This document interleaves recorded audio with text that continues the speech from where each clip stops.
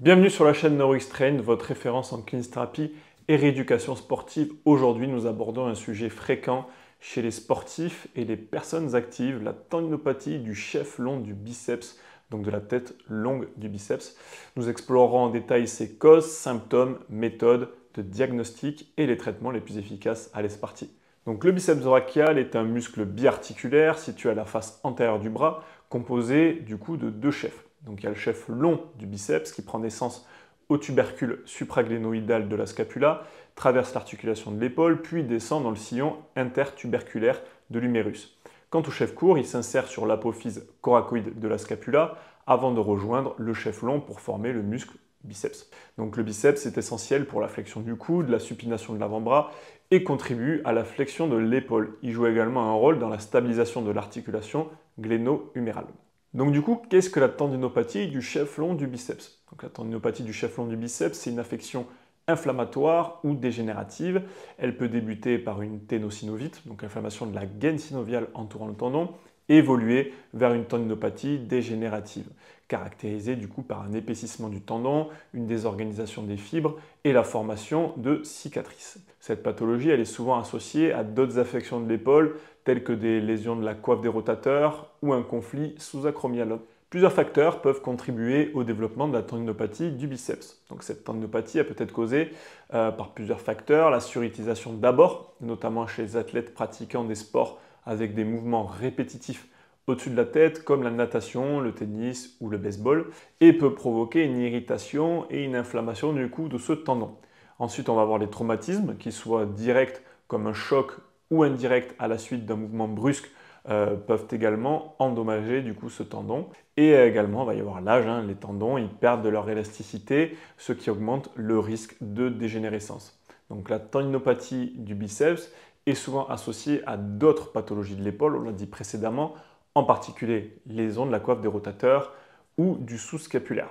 D'ailleurs, dans le cas des déchirures de la coiffe, 90% des patients présentent une tendinopathie concomitante du biceps et 45% souffrent également d'une instabilité du tendon. Les manifestations cliniques de la tendinopathie du biceps incluent une douleur antérieure de l'épaule, souvent localisée sur la face avant de l'épaule et pouvant irradier dans le bras. On va avoir des douleurs lors de mouvements spécifiques, notamment lors de l'élévation du bras ou lors des rotations externes RE1, RE2 et RE3.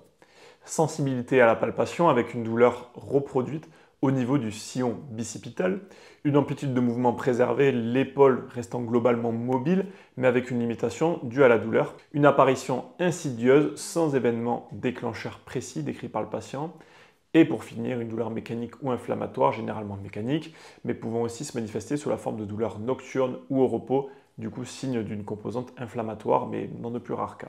Le diagnostic donc, de la tendinopathie du chef long du biceps repose sur plusieurs éléments.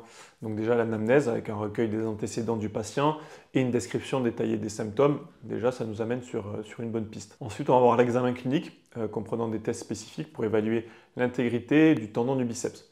Donc on peut avoir par exemple le speed test, le patient qui étend le coude et supine l'avant-bras, puis élève le bras contre une résistance. Une douleur localisée dans le sillon bicipital indique un test positif. On peut avoir également le Yegerson test avec le coude fléché à 90 degrés et l'avant-bras en pronation. Le patient tente de faire une supination contre résistance. Également, une douleur ressentie dans le sillon bicipital suggère une tendinopathie du biceps. Les imageries utilisées pour confirmer le diagnostic et évaluer d'éventuelles lésions associées sont, donc on va avoir l'échographie qui permet de visualiser l'inflammation ou la dégénérescence du tendon, l'IRM fournissant une image détaillée des structures de l'épaule et permettant d'identifier d'éventuelles pathologies associées comme une atteinte de la coiffe des rotateurs. La prise en charge de la tendinopathie du chef long du biceps repose sur plusieurs approches. Donc on va voir le repos avec une réduction ou modification des activités aggravantes afin de permettre la guérison du tendon sans pour autant entraîner de déconditionnement musculaire. Donc ce n'est pas du repos total, c'est une modification de la charge de travail. On peut avoir de la thérapie physique qui joue un rôle central dans la rééducation, donc des exercices de renforcement qui ciblent la biceps du coup, et surtout la coiffe des rotateurs et les muscles scapulaires afin d'améliorer la stabilité et la fonction de l'épaule. Les exercices excentriques sont particulièrement bénéfiques pour restaurer la capacité du tendon à supporter des charges progressives. On va avoir les étirements qui visent à améliorer la souplesse et réduire la tension sur le tendon, pouvant être réalisé avec précaution pour éviter non plus une compression excessive du tendon sur les structures osseuses. On va avoir des techniques manuelles incluant des mobilisations articulaires, aidant à restaurer une bonne biomécanique de l'épaule et améliorer la mobilité articulaire. Donc on aura vu le plus important, vraiment, ce qui va être central, c'est les exercices au niveau du tendon du biceps et surtout sur les muscles stabilisateurs de l'épaule pour éviter de mettre trop de contraintes sur ce tendon de biceps qui lui-même est un stabilisateur passif de l'épaule. Les modalités thérapeutiques complémentaires qui peuvent être utilisées en soutien du traitement principal, on peut retrouver du coup des ondes de choc qui peuvent stimuler la cicatrisation tendineuse et réduire la sensation de douleur chronique. Dans certains cas, ça peut être utile. La cryothérapie, les ultrasons qui sont souvent intégrés en phase initiale pour contrôler l'inflammation et soulager la douleur, mais qui n'ont pas non plus un niveau de preuve très élevé. Le draining, qui arrive de plus en plus en ce moment, qui est parfois employé pour relâcher des tensions musculaires excessives et favoriser la récupération du tendon. Voilà, on peut venir un petit peu jouer avec ces techniques, ces traitements alternatifs, mais on sait que l'exercice va rester le traitement principal. Donc du coup, si le traitement conservateur échoue ou si la tendinopathie s'accompagne d'une instabilité sévère du tendon, une intervention chirurgicale peut être nécessaire. On l'a dit précédemment, donc la ténotomie du tendon du long biceps, donc généralement indiquée pour les patients plus âgés, moins actifs. Elle consiste à sectionner le tendon sans fixation intérieure afin de réduire la douleur, tout simplement. Donc cette intervention est efficace pour soulager les symptômes, mais peut entraîner une légère perte de force ainsi qu'une possible déformation du biceps connue sous le nom d'effet Popeye, donc le tendon qui redescend. Ensuite, on va voir la ténoténodèse, donc privilégiée chez les patients sportifs ou ceux ayant besoin fonctionnel élevé. Elle permet de fixer le tendon à l'humérus afin de préserver une continuité biomécanique. Donc cette technique, elle offre une meilleure stabilité et prévient justement du coup cet effet Popeye tout en minimisant la perte de force musculaire. Rééducation post-opératoire. Donc on va voir la phase initiale. Protection du tendon, a-t-elle parfois recommandée, gestion de la douleur et récupération de la mobilité passive. Phase intermédiaire, le travail progressif de la force et de la stabilité en évitant toute surcharge précoce du biceps. Et la phase finale, le renforcement fonctionnel, retour progressif aux activités sportives.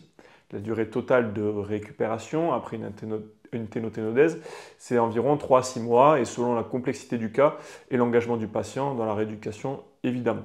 C'est pour ça qu'on va avoir plus ou moins 3 mois d'écart. Pour limiter le risque de tendinopathie du chef long du biceps et éviter également les récidives, on essaie d'apprendre aux patients à éviter la surutilisation du tendon en alternant les charges et en gérant correctement les périodes de récupération entre ces entraînements afin de prévenir du coup une surcharge excessive du tendon. On essaie d'optimiser le renforcement de la coiffe des rotateurs et en maintenant un bon équilibre entre les stabilisateurs de l'épaule et le biceps, ce qui contribue à une meilleure répartition des charges et des forces et réduit du coup le stress sur ce tendon. On essaie d'améliorer la posture et la biomécanique, notamment en corrigeant les mouvements overhead et en optimisant le contrôle scapulaire dans cette position afin justement de limiter ces contraintes mécaniques excessives. Et on essaie de surveiller les premiers signes de douleur et intervenir dès les premiers symptômes sans attendre que la tendinopathie devienne chronique pour maximiser les chances de récupération et du coup éviter les complications à long terme et potentiellement les chirurgies. Merci d'avoir suivi cette vidéo sur la tendinopathie du chef long du biceps. Si ce contenu vous a été utile, n'hésitez pas à vous abonner à la chaîne NeuroXtrain et à activer la cloche pour ne rien manquer. Laissez un commentaire pour partager votre expérience ou poser vos questions, on répond à tout le monde. A très bientôt pour un nouveau sujet dédié à la rééducation et à la performance sportive. Ciao sur NeuroXtrain.